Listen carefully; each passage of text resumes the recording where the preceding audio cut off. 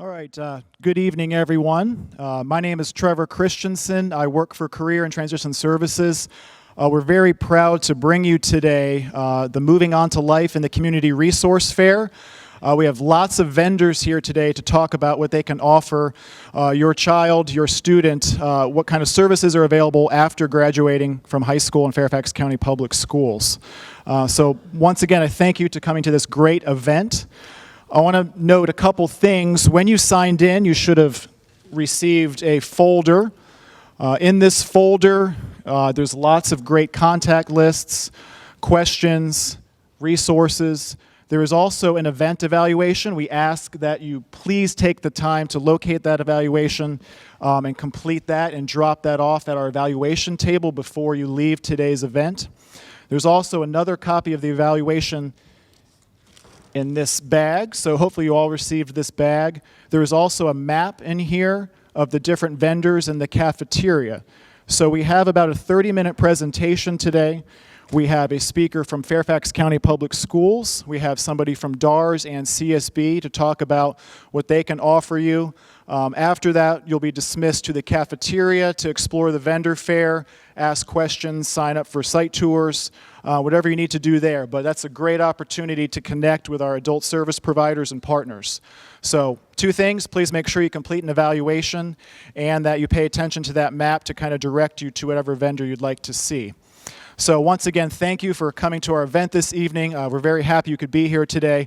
I'm going to turn it over to one of our employment transition representatives. She hails from McLean High School. Her name is Anna Southworth, and I'm going to turn it over to her. So thank you again.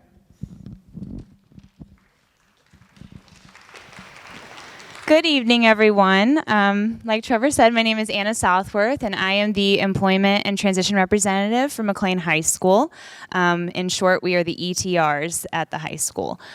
So I am here. I'm excited to be here tonight to talk with you about the wonderful transition services that Fairfax County Public Schools offers your son or daughter.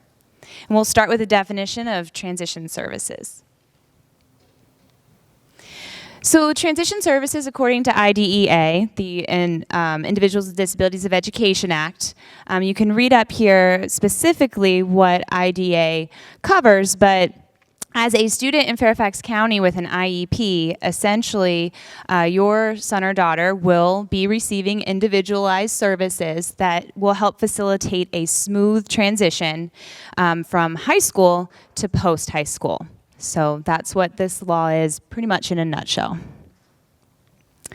And in order to do this, we do this through the IEP process. And if you are a parent of a child who is 14 or older, then you have probably already seen this document. This is the transition plan, which is part of the IEP. And this is the place where we get to hear your child's voice, and it helps guide the IEP. And we really like to focus on, as you can see up here, the interests, your child's strengths and capabilities, as well as their postsecondary goals, which includes their career goal. And this all helps us as an IEP team plan and develop a good programming for your child before they transition from high school, and give them exposure to maybe classes that align with some of these interests and strengths and needs. And sometimes this will bring us to working with adult agencies. And we work with a couple of adult agencies in Fairfax County. Can you hear me? Okay, good. We work with a couple of adult agencies in Fairfax County that we're going to talk about tonight, and they're actually here as well, and they're going to present later. So everybody in the packet that you came in and received, you will find this graphic if you want to look at it. This kind of goes over these other agencies that we work with. So Fairfax County Public Schools works very closely with 2 agencies, DARS, which is the Department of Aging and Rehabilitative Services, and CSB, which is the Community Services Board. And They're here tonight, so I'm not going to go into everything that they do, but I will briefly cover kind of the differences between the two. DARS is more of a short-term service, and I mean, by short-term, what I mean is they work with adults with disabilities who are looking for employment. And once they have received, they've received the services and they're out working independently and successfully, then those cases get closed. But they can be reopened at any time. But that's why it's considered a short-term service. Whereas the Community Services Board is more of a long-term service, and they do a lot of other things. So if you need more long-term care, that's where the Community Services Board comes in. And you can look through that graphic to see kind of how it flows. And we use different terminology to label the people who are working with you from the schools and from these agencies. So like I said before, in Fairfax County, you are working with an ETR like myself. That is our title. And are there any ETRs in this room that would like to stand up? Yeah, there's one in the back. And there are a lot, the people that you came in and received the packets from, those are all ETRs, and they're here volunteering tonight, so you'll see a lot of us throughout. But there's one of us, or maybe more than one of us, at each of the high schools. So if you don't know your ETR already, you'll get to know them before your son or daughter transitions from Fairfax County. And then through the Fairfax-Falls Church Community Services Board, the CSB, the title that they give their transition counselor is a support coordinator. Are there any support coordinators from CSB here this evening? They might be here later, and we will have someone speaking, like I said, from the CSB. And then we have the Virginia Department for Aging and Rehabilitative Services, which is DARS, and we title them the transition counselor. So with DARS, I'm sure they'll discuss a little bit of this tonight. Your son or daughter may work with DARS early, and they won't at that point be working with a transition counselor. And once they're working with a transition counselor, that's more of those final years right before they transition, and they're looking for employment. So remember, DARS is about employment.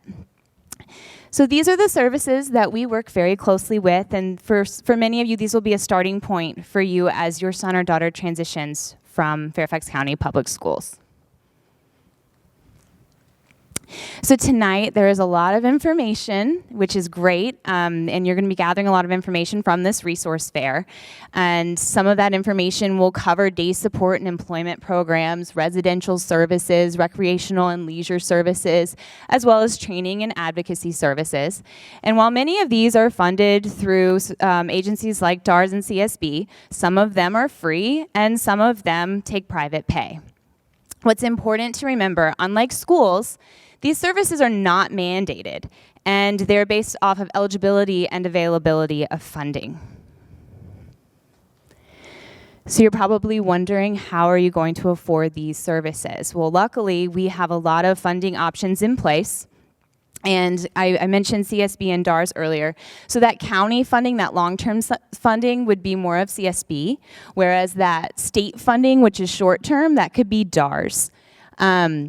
We have another source of funding that many of you may be already familiar with or maybe already receiving, but we have Medicaid waivers.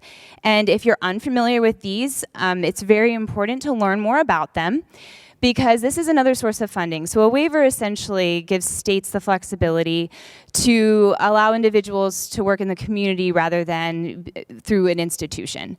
And for a lot of our students and eventually adults, this becomes a really good source of funding. And I'm no expert on Medicaid waivers, so I would encourage you to speak with representatives from CSB or the ARC of Northern Virginia to learn more about these. But I would definitely encourage you to do that. And then there are other funding options as well, like Social Security Ticket to Work program and self-directed services, as well as private pay. Okay, so what are some things that you can do to help your son or daughter have a smooth transition? The first thing that you can do is have an understanding and knowledge of your child's interests, abilities, and strengths.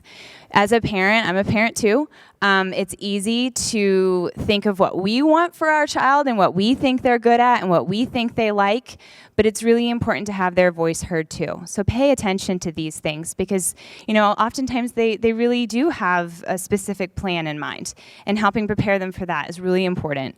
Obtaining copies of educational records and employment-related documents prior to your student aging out is really, really important. We, as employees of Fairfax County Public Schools, we will keep your documents on record for about 5 years. But following that, we probably won't have access to them. So it's really important for you to keep these documents somewhere, including try to keep the most updated resume that you have for your child, and anything from their career programs, like if they're taking WAT or EFEO or career prep, have those documents available too, because some service providers might need them. And attend transition-related intake meetings. This could be intakes for CSB or DARS if that applies to your son or daughter. Research and tour employment and day support providers. That is really important to do before you're entering that final year. Because once you're in that final year, you want to have an idea of what's out there already so that you can start planning to apply to some of these places. And you might want to go that final year in the fall and just be looking at some of the places you've already visited. But you can reach out to your employment and transition representatives. They would be happy to help you set up tours if you have not seen any of the support providers that are out there. So I would highly encourage you to do that. Identify transportation and residential options. These are consistently changing, especially residential options, so keep up to date with that. But transportation, just think about where you see your son or daughter after they transition. Will they independently be getting to and from work, or will they need a little support? Because we do have services like Metro Access that you'd want to apply for if you think that they need that support, that door-to-door access. So just keep that in mind as you're moving through this process. Attend resource fairs, such as the one you're at right now. You're doing a great job right now being here, and I know that, like I mentioned earlier, you're going to receive a lot of information, and it's going to take a lot of time to process for some of you. Because it is a lot of information. But please know that you do have those ETRs in your buildings that are happy to talk with you more, and you have adult agencies as well that are happy to answer your questions. One of the adult agencies, the ARC of Northern Virginia, if you're not familiar with them, they're a wonderful place that you should be familiar with, and they've come up with these transition point guides, and it's an excellent resource that helps you through the transition process, and it can apply to different stages of transition. So I highly encourage you to check those out, and I believe the ARC of Northern Virginia will be here this evening, so you might be able to see some of these. Attend transition-related educational workshops and informational sessions. Your employment and transition representative at your school is likely sending you emails. I know I do a lot. That's the easiest way to communicate with everyone. So pay attention to them, because we get a lot of information about workshops and about opportunities for you to attend and get more information. So pay attention to those emails that you're receiving. We also send things home via your students, and we can send them in flyer format. So be looking out for those types of things as well. And I know not everything you're going to be able to make, but at least you can gather that information and make those decisions. Contact if you feel your son or daughter is ready for employment, or you believe they will be ready for independent employment. Contacting DARS and getting more information from them would also be an excellent idea in this transition process. And something that you can do at home is prepare your son or daughter for independence. We do a lot at school, and we would love for those skills to be generalized not only in the community, but also at home, so that you guys are seeing similar things. So, having them participate in chores, make their meal for the day, depending on your son or daughter and their abilities, that's what you should focus on, and kind of push them to be as independent as possible in certain areas. And, also getting them involved in the community, and getting them involved with both familiar and unfamiliar people, because after you transition from Fairfax County, you're going to be moving away from those very familiar people, and sometimes that's really hard to adapt to that situation. So getting people exposed to unfamiliarity is really important. Apply for that Medicaid waiver that I talked about, and like I said, the ARC of Northern Virginia and the CSB can help you figure that out and help you with understanding the waiver better. And then if you think your child will need some help with transportation, they might be able to potentially be independent one day, there are travel training options. I know some of the schools do travel training, but there are also outside programs that do travel training that you could look into. And you can also look into recreational and social activities, going back to that whole thing of getting them out there with unfamiliar people and helping them make friends. That's really important. And another thing that you can do is establish a special needs trust. Again, I'm going to refer to the ARC of Northern Virginia. If you don't know what that is, they can help you figure that out. And as your son or daughter is approaching the age of 18, there are some other things to consider that are very important, like applying for SSI, supplemental security income, as well as exploring guardianship and alternatives to that. It's not a one-size-fits-all. So I want you to understand that some people think guardianship is, oh, I have complete control of every aspect of my son or daughter's life, and it doesn't have to be that way. So finding out, more about those options will be very important as they're approaching the age of 18. And then educate yourself on Employment First and the Medicaid waiver redesign. The Medicaid waiver process is confusing. If there are any families in here who are already receiving waiver funding or are on the wait list for the waiver, then you're probably familiar with a lot of the changes that have taken place over the last few years. They're constantly giving us information about this, and it's really good information. I know Lucy Beednell, who I believe is from the ARC of Northern Virginia, talks a lot about this through webinars as well as different workshops that are offered. So pay attention to these because it can be confusing and hard to understand. And contact that ARC of Northern Virginia and get involved in self-advocacy opportunities. It's important that we have your son or daughter's voice heard, and sometimes we can do that through you, as well as attending public hearings. That's also very important because, for example, funding isn't always in the budget, so we want to keep pushing for that, and your voice is really important when funding becomes an issue.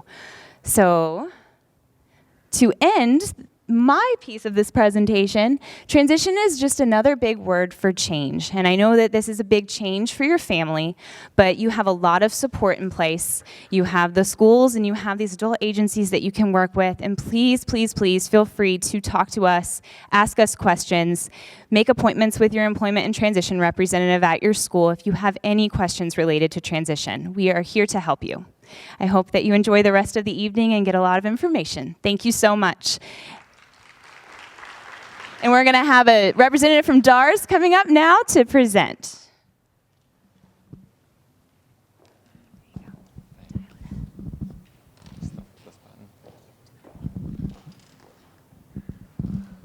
Hi, everyone. Is this working? Yeah? Okay. My name is Tyler Schreffler. I'm from the Department for Aging and Rehabilitative Services. Just call us DARS for short, because that can be quite a mouthful. Tonight, I'm just going to talk a little bit about some of the adult services we provide. I won't be able to address everyone's specific questions. All of the services we provide are pretty tailored and individualized. So if after today's kind of session you have questions, I have got 3 other counselors here with me tonight. So come up to us, meet with us afterwards, and ask us questions because we really want to talk to you about your specific needs and concerns. So for a lot of you, you might be already connected with DARS already as you prepare to transition out of the school system. However, there might be a couple of you in the audience who are unfamiliar with DARS. So this gives a little bit of an explanation about who we are. We are a state agency. We are federally and state funded. Our focus is on serving individuals with disabilities and helping them overcome barriers to employment. So when you think about DARS, we're here as an additional support to help your student, son or daughter, reach their employment goals one day after they exit the school system. Recently, due to new federal regulations and new laws, our focus is on competitive integrated employment. So that means we're looking at assisting individuals in obtaining employment in the competitive work environment, so competing with individuals with and without disabilities, and working somewhat independently, so being able to function on a job with minimal supports. A lot of times we're not sure what type of supports an individual might need, so a lot of what we do up front is get to know that student. We typically like to meet with our students 2 to 3 years before they exit the school system. So for individuals who are going to be in the school system until 21, 22, typically we're looking at that 2 to 3 years before exit. However, we can technically start providing services as early as age 14. A lot of our younger services are more so like workshops at our office in the community, addressing specific pre-employment skills.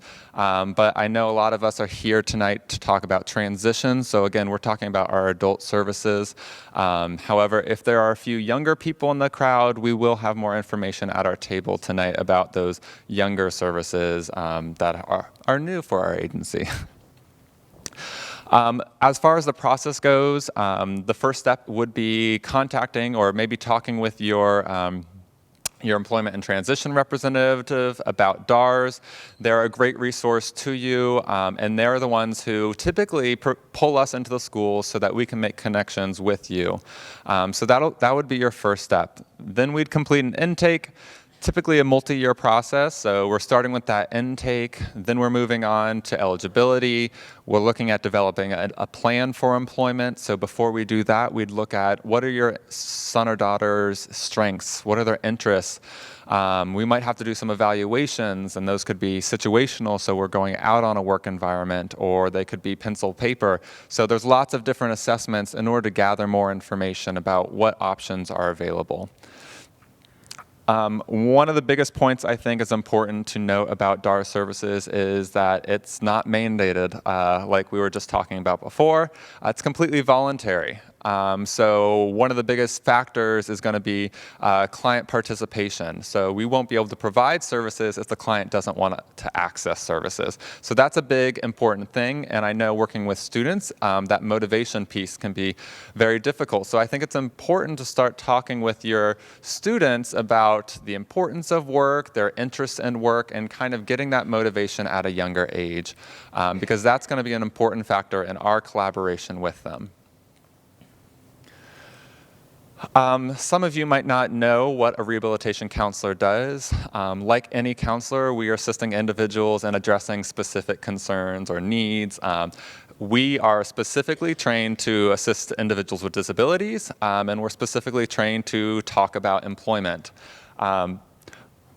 What we look at specifically is the labor market. So we're looking at what jobs are available in our community. What are the employment trends? What's the growth rate? What's it look like in our area? Because we want to make sure that if we're supporting a vocational goal, there's going to be jobs available for that student so that they can reach successful employment one day.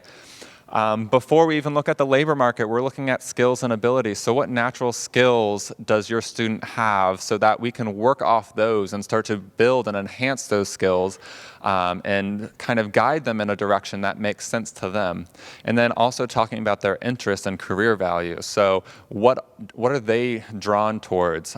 Because obviously you're going to have more success and more enjoyment in a job that you're enjoying and you're interested in. So we look at all three of those components to help the student identify something that's going to be more feasible for them to pursue. Once we have a goal, what we do is we like to break it down. So are there education needs? Are there vocational training needs? What type of level of support will you need moving forward if you're going to get a job in this type of environment? So a lot of what we're doing is that career exploration and guidance. So figuring out from point A to point Z, how are we going to make this goal complete?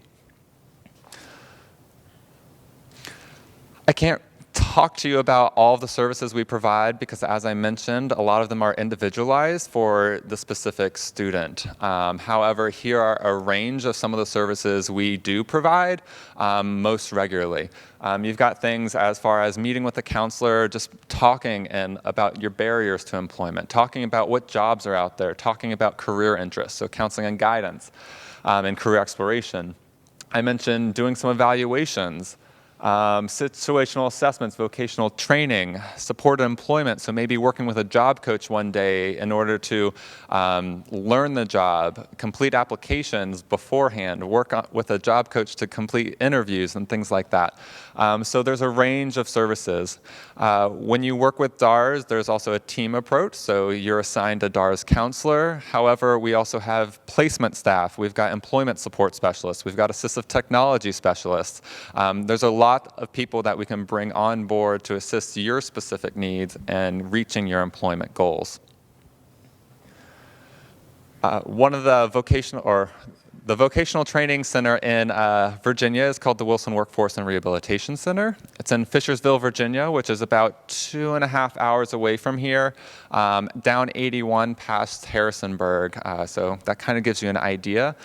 They have a number of different vocational training programs that we're able to send our clients to. It's a small college campus where students live in dorms. There's a rec center. There's a cafeteria.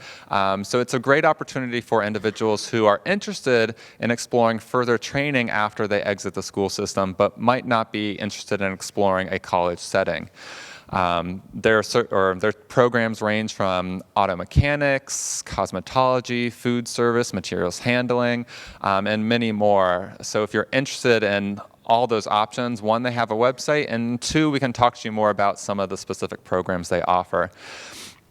As a student, an individual might have the opportunity to go to the PERT program, which is basically like a summer camp. It's 5 to 10 days where a student would get to experience what it's like in 3 different career areas. So they'd get to try and shadow 3 different careers. You'd also get to do an independent living skills assessment, so determine how good are you at folding your laundry, how good are you at budgeting your money, so all those different types of skills. So if you have a couple years left, that might be something you want to talk about with a DARS counselor tonight, or potentially an employment and transition representative at one of your schools in the coming days, okay? So this slide talks a little bit about who we serve. As I mentioned, we work with individuals with disabilities. We serve individuals from high school age all throughout life. However, a lot of you here tonight are here to talk about students, so that's who we're talking about. There are eligibility criteria, so that we're looking at 3 main things when we're taking an application. We're looking at 1, is there a documented diagnosis of a disability?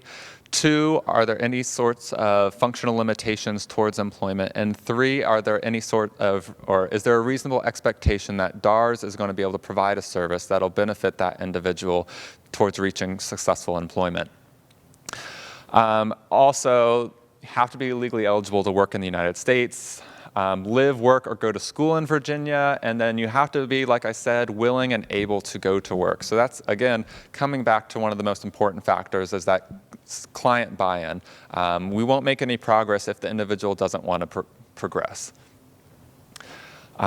We talked a little bit about how to apply for services. I would definitely recommend talking to your ETRs. However, if you can always make a self-referral. So if you want to come to our office on a day off of school, over the winter break, over summer, that's also an option.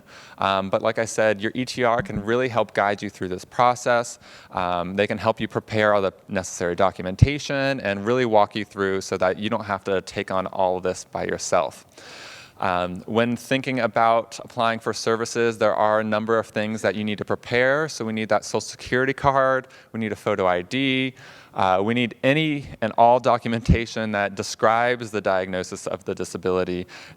We need documentation that describes any sort of functional limitations, because again, those are the things we're looking for in order to determine eligibility. Health insurance information, medical information, so any medications, doctors, therapists, psychiatrists, and then obviously we need the students' parents present if they're under 18. So keep that in mind.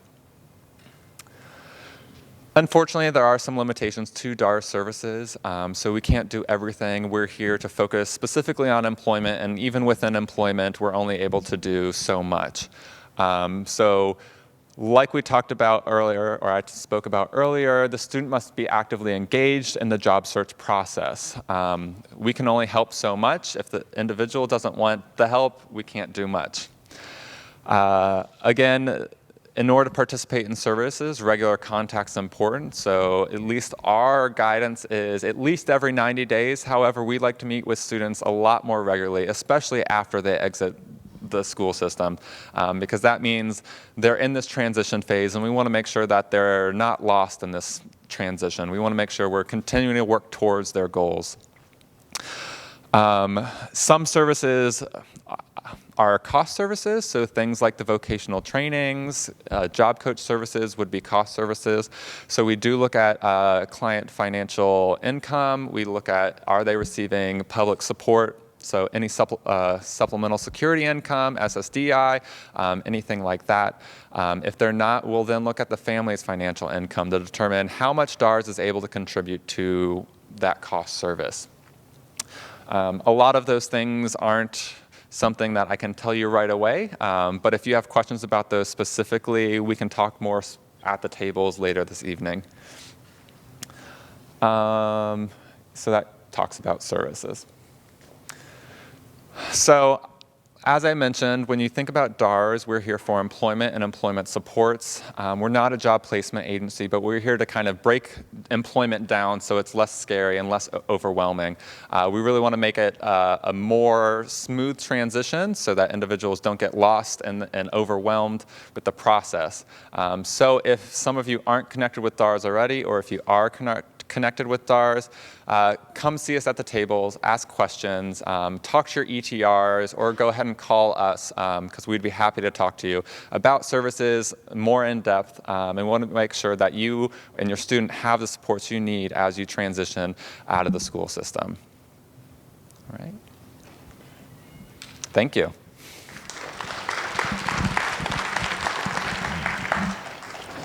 There you go.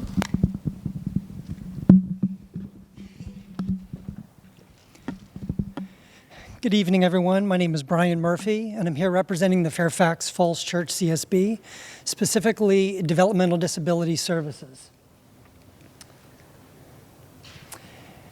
For those of you who are not familiar with community services boards, there are 40 CSBs throughout the state of Virginia. As I mentioned, I'm representing the Fairfax-Falls Church CSB. We are a local public agency, and we provide services to individuals with developmental disabilities, substance abuse services, and mental health issues. You've heard this before, mentioned this evening, that unlike public education, Fairfax-Falls Church CSB services are not federally or state mandated. They're based on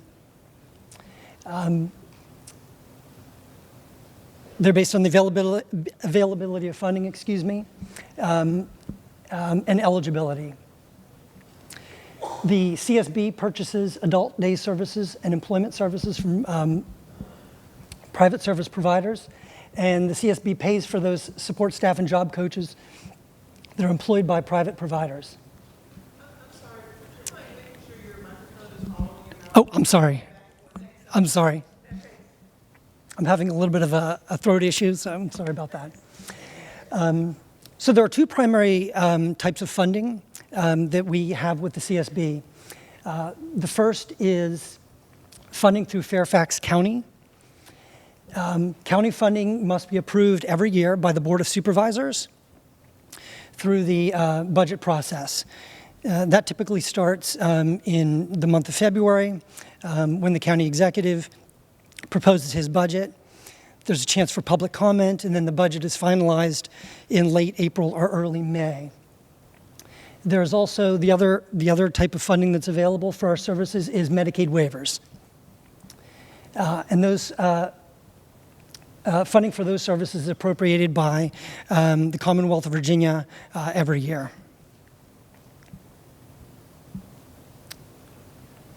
In order to be eligible for our services with the CSB, An individual must meet diagnostic and functional criteria. And also we manage the Medicaid waivers as well. So when you come to the CSB and you're determined, your son or daughter is determined eligible for services, we'll also screen your son or daughter for Medicaid waiver eligibility as well. If they are eligible, then they'll be placed on a statewide waiting list until funding is available for those services.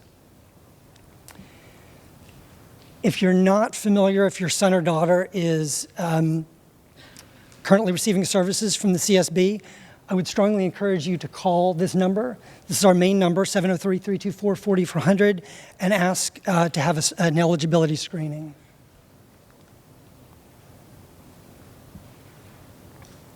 As I mentioned before, all DD Medicaid waivers are accessed through the CSB. So there's no way to access waiver services unless your son or daughter is already receiving services through our CSB. It's not necessary for your son or daughter to have a Social Security number to qualify for CSB services.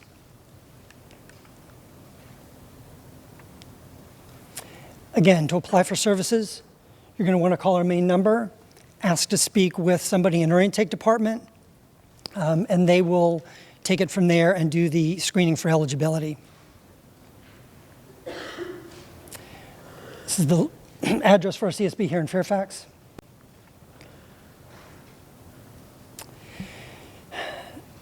The CSB, we strongly encourage you to have your son or daughter apply for SSI, SSDI, and Medicaid.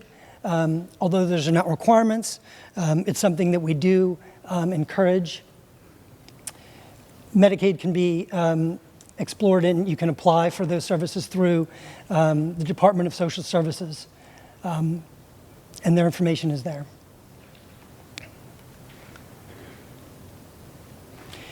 These are just some helpful links. CSB, our government website as well. DMAS, that is a state agency that actually funds the Medicaid waivers, and DBHDS, which is the Department of Behavioral Health and Developmental Services. They administer the Medicaid waivers. And of course, it's been mentioned before a couple of times, the ARC of Northern Virginia is a really helpful resource. So I would encourage you to visit their website as well. That's it. If you have specific questions about eligibility or transition services, please visit our CSB table out in the room outside, and we'd be happy to answer any of your questions.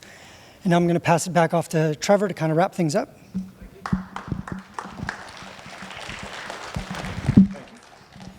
All right, folks, so that concludes our formal presentation for this evening. We encourage you now to attend the actual fair itself. So please head out the doors directly behind you, make a left up the stairs and the ramp, and then another left. There should be a hallway director there to point you in the direction of the cafeteria. So once again, thank you for coming this evening. Make sure you have a packet if you don't have that already, and take that with you to the different vendor tables. So, yes, ma'am. Yes, so I will work to get this out to ETRs at high school so they can send that out. I'll explore different avenues. At the sign-in table, if you want, you can make a note if you'd like it emailed to you. We can send it out that way as well. But I do have emails for, if you registered online ahead of time, I do have record of those emails so I can email that out. Okay, all right, yeah, I can get that out to you tomorrow. Yeah, the hard copy deck is in the folder, but if you'd like electronically, I can get that to you as well. All right, thank you.